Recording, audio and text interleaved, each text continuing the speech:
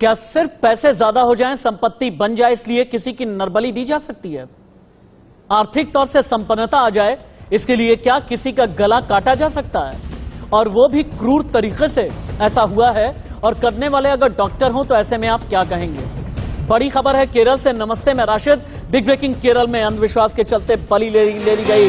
Doctor ने 2 महिलाओं की बलि चढ़वाई। दोनों महिलाओं की बलि चढ़ा करके दफना दिया गया। गला काटकर कथित रूप से हत्या कर दी गई। भगवत सिंह, लैला और शिहाब नाम के 3 आरोपी हिरासत में लिए गए हैं। डॉक्टर दंपति ने 2 महिलाओं की बलि चढ़वाई है, और सिर्फ इसलिए ताकि आर्थिक तौर से ये लोग संपन्न हो जाएं। जादू टोने टोटके के चक्कर में पड़ करके दोनों महिलाओं की बलि चढ़ा करके फिर जहां पर बलि चढ़ाई गई वहीं पर दफना दिया गया। लेकिन बहुत दिन के बाद में पता चला गला काटकर कथित रूप से हत्या की गई। एक बार आप कमिश्नर ने अपनी इन्वेस्टिगेशन में क्या क्या पाया, लाइव सुने। കൊലപ്പെടുത്തിയത് ശേഷം അവിടെ കുഴിച്ചിട്ടുവരുന്നു. കൊലപ്പെടുത്തിയത് തന്നെ ഒരു ഹ്യൂമൻ സാക്രിഫൈസ്, ഒരു റിച്വലിസ്റ്റിക് ഹ്യൂമൻ സാക്രിഫൈസ് എന്നാണ് നമുക്ക് മനസ്സിലായത്. അപ്പോൾ ഇതിൽ ഇൻവെസ്റ്റിഗേറ്റ് ചെയ്യുന്ന ആവശ്യമുണ്ട്. അപ്പോൾ ഇത് മാത്രമല്ല, രണ്ടാമത്തെ ഒരു കേസ് കൂടെ ഇതിൽ ഉണ്ടാവാൻ സാധ്യതയുണ്ടെന്ന് നമ്മൾ അറിയുന്നു. केरल में नरबली के इस पाप को अंजाम दिया गया है। आपने कमिश्नर को सुना, उन्होंने ये बताया कि इन्वेस्टिगेशन कैसे की गई है। लेकिन एक बहुत बड़ी खबर यह है कि डॉक्टर कपल के लिए चढ़वाई गई महिलाओं की बलि, डॉक्टर दंपति का ब्रेन वॉश किया गया, मोटी रकम ऐठी गई। शिहाब नाम का एक एजेंट जिसने नरबली को अंजाम दिया, शिहाब फेसबुक के जरिए मिला। फिलहाल एक महिला का ही अब तक शव मिला है। शिहाब ने कहा था डॉक्टर दंपति से बलि चढ़ाओ, उसके बाद जीवन में पैसे मिलेंगे। डॉक्टर दंपति का ब्रेन वॉश किया शिहाब नाम के इस एजेंट ने। हालांकि शिहाब से भी इन्वेस्टिगेशन किया जा रहा है, और क्या कोई धर्म का एंगल है या फिर नहीं, इसकी भी तलाश और तफ्तीश की जा रही है। जिस पीड़िता की मौत हुई है, जिसकी बलि चढ़ाई गई है, उसकी बहन इंडिया न्यूज पर लाइव है। एक बार देखें और सुने।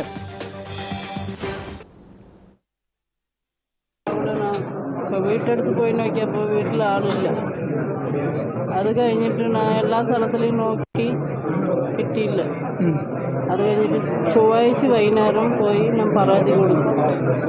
അതിനുശേഷം അവർ അപ്പോഴൊന്ന് കേസ് എടുത്ത് അത് ഓർമ്മയില്ല. ജോലിക്ക് പോണ സ്ഥലത്തിൽ വെച്ച് ഒരു സ്വർണ്ണ ഉണ്ടല്ലേ, സ്വർണത്തിന് വേണ്ടി ഇങ്ങനെ അവർ തപ്പിക്കൊണ്ടുവന്നു.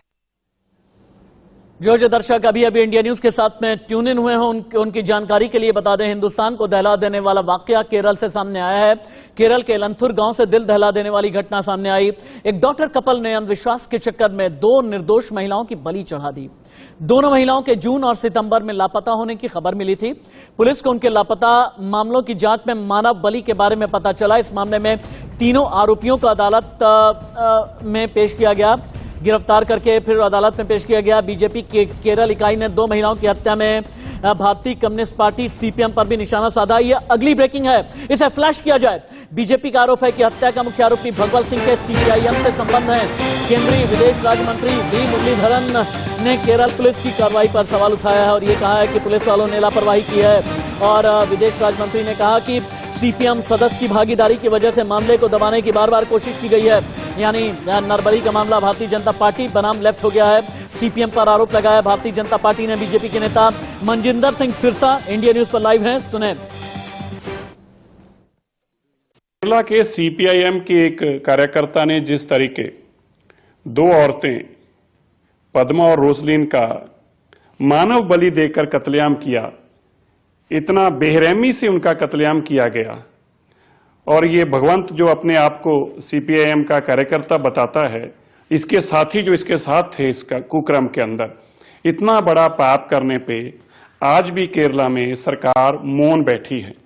सरकार अपने लोगों के खिलाफ कार्रवाई नहीं कर रही, निरंतर वहां कत्लेआम किया जा रहा, और ये तो सभी कत्लेआमों की सीमाओं को पार करके हैवानियत का नंगा नाच है। इंडिया न्यूज संवाददाता मधु शर्मा ज्यादा जानकारी के साथ जुड़े हैं। मधु, पॉलिटिकल एंगल के बारे में मैं आगे आपसे बात करूंगा, लेकिन सबसे पहले तो आप ये बताएं, डॉक्टर दंपति जिसके बारे में ये कहा जा रहा है वेल एजुकेटेड थे, अपनी प्रैक्टिस करते थे पैसों के लालच में कि और भी ज्यादा संपन्नता आ जाए, और भी ज्यादा पैसे बन जाएं, क्या सिर्फ इसलिए 2 महिलाओं का गला काट दिया गया? क्या सिर्फ इसलिए नरबली को अंजाम दिया गया? मधु। जी बिल्कुल। जून सितंबर में दोनों के गुम होने की कंप्लेंट दर्ज कराई गई थी स्थानीय पुलिस स्टेशन के अंदर। बस उसके बाद पुलिस ने सीसीटीवी के आधार के ऊपर दोनों के मोबाइल नेटवर्क सिम कार्ड्स हैं उसके आधारित उनको ट्रेस करने के बाद सीसीटीवी फुटेज को मॉनिटर एंड थरोली इन्वेस्टिगेट करने के बाद उनको पता चला कि उनकी बॉडी कहीं दफनाई गई है। अगर पुलिस ने ये भी कहा है कि उनको जिस तरह से मारा गया था उनकी लाश को काट कर और एतलानूर के गांव के घर के पीछे की और उनकी बॉडी को दफनाया गया था और दफनाने से ठीक पहले उनकी बॉडी को काट छोटे छोटे टुकड़ों में करके उनका सर धड़ से अलग करने की साजिश भी की थी। एक का सर मिल चुका है, अभी दूसरे के सर की तलाश अभी भी जारी है। जो तीनों अक्यूज्ड इस केस के अंदर है एर्नाकुलम डिस्ट्रिक्ट सेशन कोर्ट्स को आज ले जाए गए थे और रोजलिन के घर वालों का ये बयान है कि पद्मा और रोजलिन दोनों भी काफी कड़ी मेहनत करती थी अपनी पैसे कमाने के लिए और जो है और जॉब्स करके वो पैसे कमाते थे। ये सीपीएम का कार्यकर्ता है यानी लेफ्ट के साथ में इसके संबंध है, क्या वाकई में आपकी इन्वेस्टिगेशन ऐसा कहती है?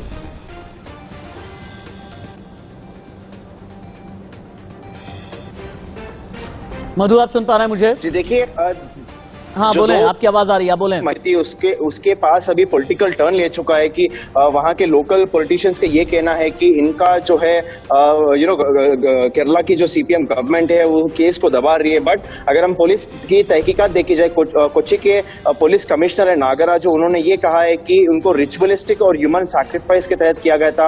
पहले उनको गुमराह कर दिया गया, फिर उनको ब्रेन वॉश कर दिया गया कि पैसों की लालच के अंदर उनको पैसों की लालच के देकर उनको घर वालों को भी ये बात। चलिए ठीक है मधु, बहुत शुक्रिया आपका इस तमाम जानकारी के लिए। पूरे केस पर आप नजर बना करके रखें, इन्वेस्टिगेशन करें, क्या कोई पॉलिटिकल एंगल है या फिर नहीं, इस पर नजर इंडिया न्यूज की बनी हुई है।